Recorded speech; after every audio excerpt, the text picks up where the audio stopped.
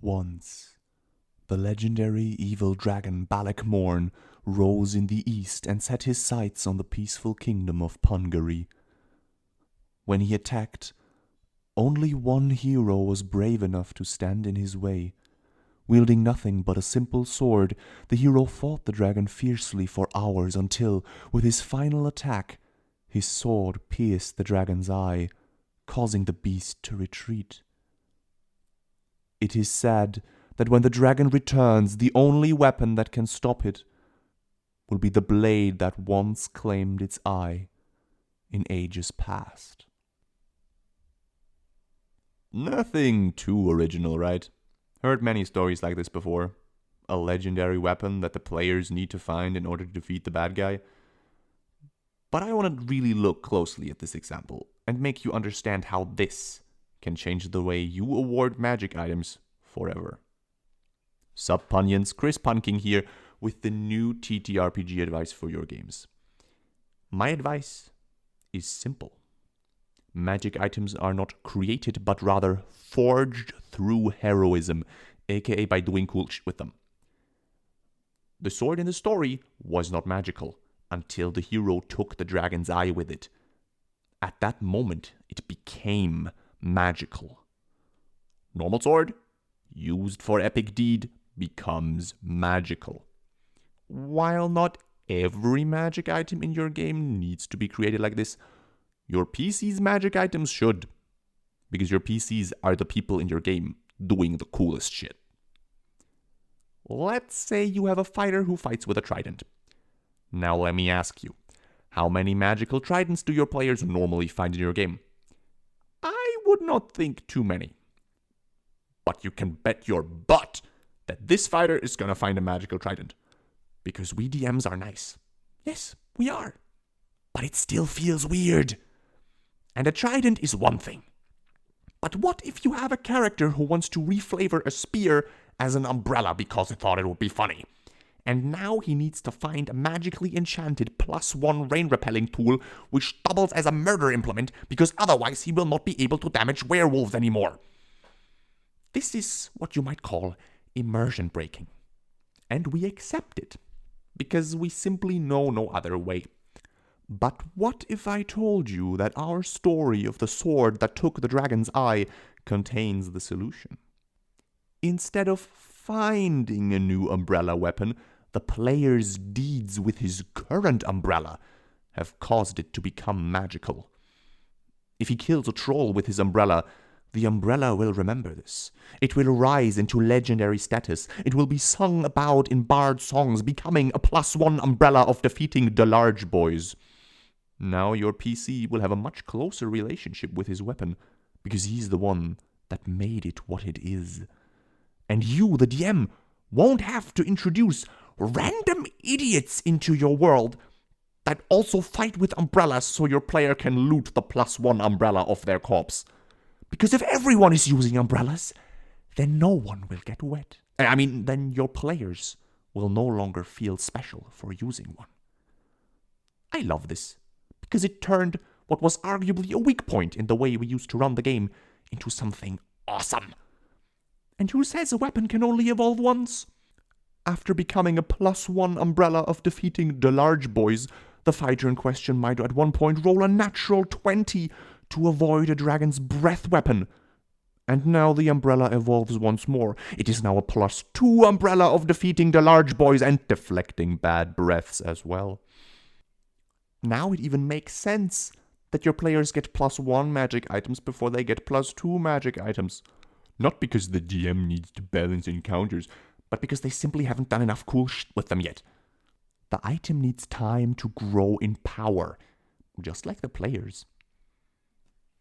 Now that I have explained the overarching idea, let me get down to some more specific ways to handle this in your games. Number 1, weapon experience. Give players experience for their weapons.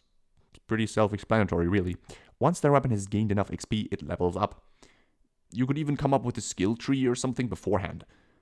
This does encourage murder hobo behavior to some extent, so beware.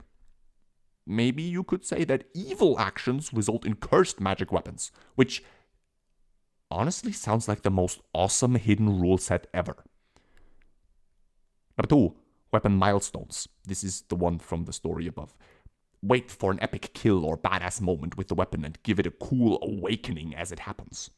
The upside of this is that you could make the item's abilities tied to the event that caused the awakening. This makes the connection between player and weapon more personal, but it also makes planning very difficult. You will not know beforehand what the players will do, and that means when the moment comes, you'll have to think of an ability kinda on the fly. Or even worse, an unlucky player could wait several sessions for their weapon to awaken. And meanwhile, the rest of the party sits on dry land. Their cool moments are no longer rewarded because they can't have the +2 weapon, while one of them hasn't even reached +1 yet. That just seems unfair to me. Although that could lead to a really funny side quest where the party must make sure one of them does something really epic so he finally pops his magic item cherry. Lastly, quests. Give players side quests for their weapons, and they may keep track of the progress themselves. Kill 5 undead with this weapon. Deal more than 20 damage with this weapon 3 times. Perform a successful opportunity attack 10 times. Each quest will, upon completion, unlock a weapon upgrade that is thematic for the quest, like +2 bonus damage to undead, crit on a 19 or 20, gain advantage on opportunity attacks. And once a quest has been completed, the player gets a new one, like in a video game. Now it has to be 10 undead slain or 50 successful opportunity attacks. If this is too video gamey for you, I understand. But it does combine the strengths of both other approaches into one. Players can choose what they want their weapon to do, at least in a general sense by choosing a specific quest.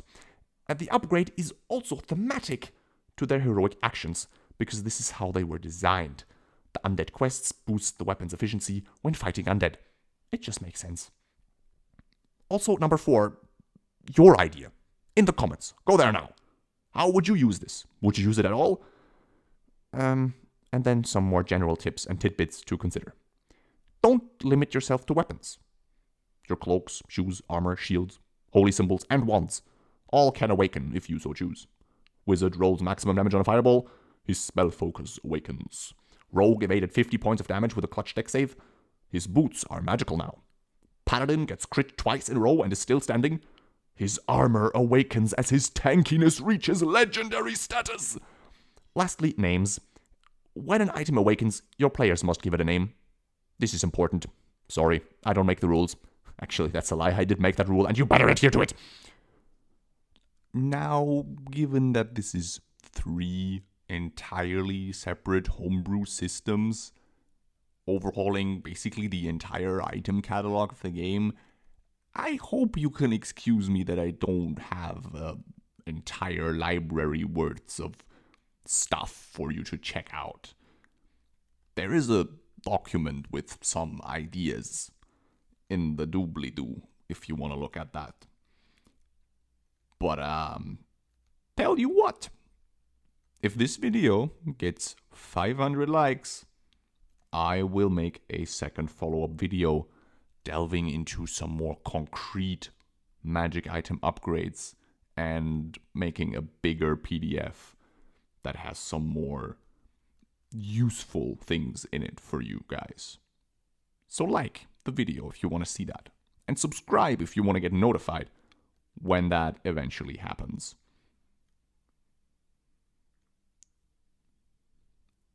I don't have an outro, but the video is over.